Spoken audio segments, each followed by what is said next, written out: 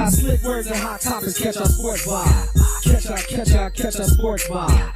Catch our sports vibe. Catch our sports vibe. We got slick words and hot topics, catch our sports vibe. Catch our sports vibe. Catch our sports vibe. Catch our sports vibe. We out of pocket. Welcome to the Out of Pocket Show, the show where we speak about topics of today, tomorrow, and yesterday. I'm your host, Big Money Mo. I'm Peanut. I'm Fresh.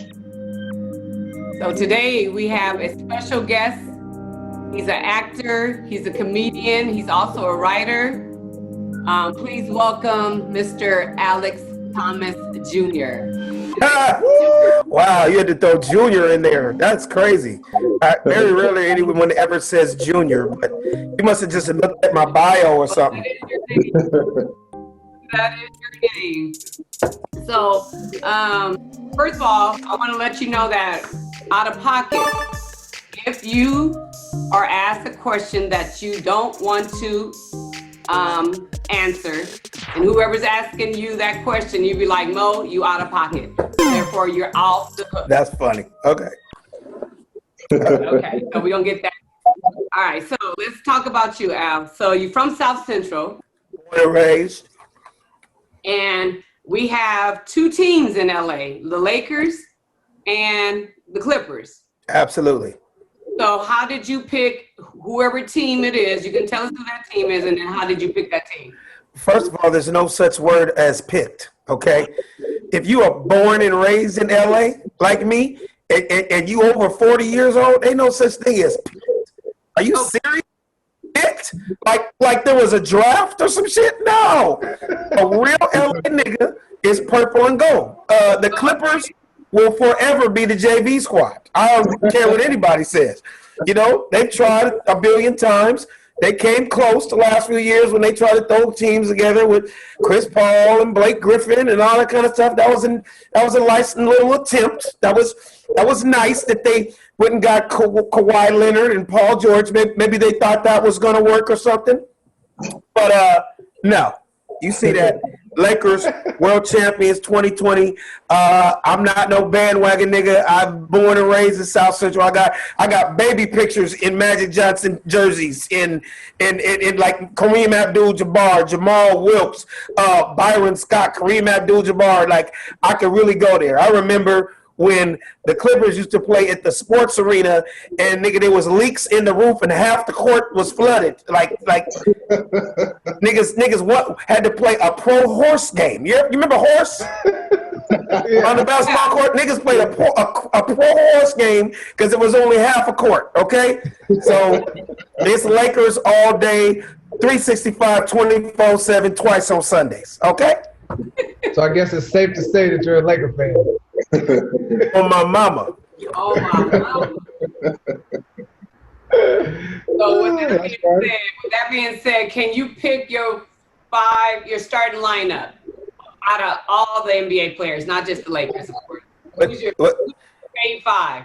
You need to be specific with that question. Say that question one more time. Who is your top five players of all time? No, yeah. Just, whatever. If you have to start a team and you have to pick five people and one player coming off the bench, who would it be? Okay. Not in any particular order, just I'm giving you my five. Yeah. And the sixth man. Okay. Kareem Abdul-Jabbar is my center. My power forward would be Shaquille O'Neal. Okay. My other forward would be LeBron James. Okay. My other guard would be not my other guard. My shooting guard would be Kobe, and my other guard would be Michael Jordan, and then my sixth man. Mo might not want to hear this, but it would have to be Gary Payton. I'm sorry. Okay, that's fine. Because that nigga was one of the greatest defensive players of all time. And with Kobe sitting down, GP would come in and be the floor general and know how to work it. He's a Hall of Famer also. I'm just being honest. That particular team, you could not lose. So y'all go 82-0? Because that's the next question. You go 82-0? Be honest, I think we would go 82-0. I'm not gonna lie, nigga. That is a perfect squad. Hey, Alex, let me ask you, what was one of the funniest sets you worked on, and who was you working with? Real hard, man. As far as sets goes, you got to think about it. I was a writer on The Fresh Prince of Bel-Air for 4 years. So being around Will Smith and that whole cast every single day of my life from 93 to 97, that was constant laughs from the minute I got out of my truck in the morning at 9 o'clock in the morning till showtime at 9 o'clock at night. It was just constant laughter. But then being around Jamie Foxx for years, being on the Jamie Foxx show for years, that was constant laughter also. So it was learning experiences, and it was just laughter, man. It's like a lot of times the biggest compliment I get is people will see old reruns from the Jamie Foxx show and be like, did y'all even read a script? I mean, was that freestyle? It just, people think it looked like we were having so much fun, and we really were. Obviously there was a script, but when you get a bunch of comedians together, it's like we just kind of go for it. You got to kind of stick to the script, but when you're with other comics bouncing off each other, it's a whole lot of takes. It was some tough calls for the directors because they're like, nigga, which one are we gonna go with? Every take was hysterical. Right. So what got you or led you into being a comedian? Or like what made you say this is the life for me? Well, in my case, man, it was almost like in high school, I was best sense of humor, class clown, but it's not like I was trying to do that. It's not like September, I was like, nigga, vote for me in June. I will be the funniest. I am the class clown. Here's my sticker, put it on your notebook. Like, no, I was the silly nigga in the hood.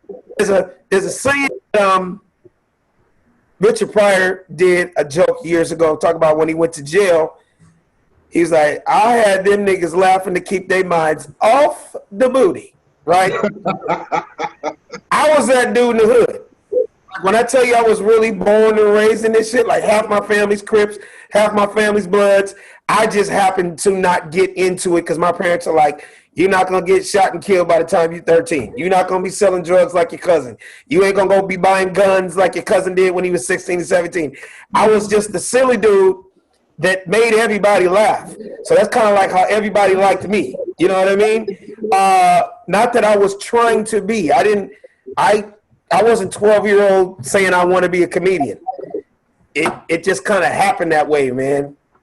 I never knew that eventually one day I would make millions of dollars being funny and being able to see the world and all that. I had no clue. It's like a lot of times you get guys that say, man, they were just doing what they love to do, and then it ended up being a career.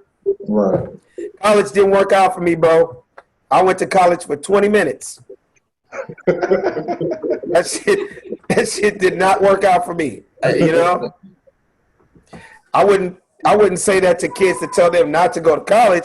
It just didn't work out for me. You know what I mean? I wanted to. It was the goal, but I ended up being in the entertainment business, and then one thing led to another. Huh? I said it worked out for you. Yeah, man.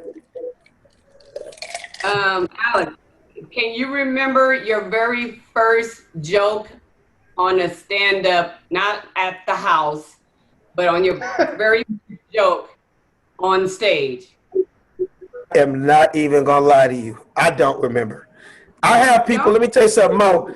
I have stars coming. I'll never forget. I don't know if it was LeBron James or Dwayne Wade. One of the niggas came up to me one time. He was like, "Nigga, do you still do the joke about?" And I'm like, "How do you remember that joke?" Like, nigga, I was in 8th grade watching Comic View or Def Comedy Jam in '94, nigga. And I'm like, dude, I have to watch my own tapes to remember jokes that I did back then. Like, I talk that much shit that I would have to literally watch.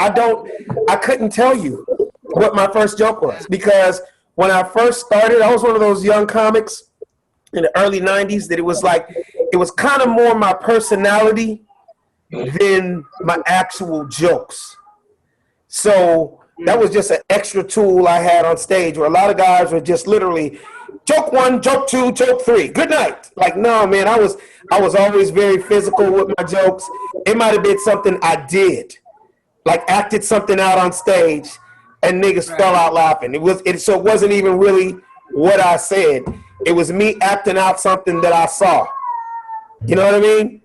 Yeah. I've always been a physical comic. If you look at any of my comedy specials or comedy shows, a lot of times I wasn't like this, like the Steve Harvey, Bernie Mac type style comic. It was just, I have a crazy ass observation of what I think is funny. And I just take real stories and I take real shit that happened to me in my life and it comes out on stage. Right. You know? Let me ask you. If that made any kind of sense.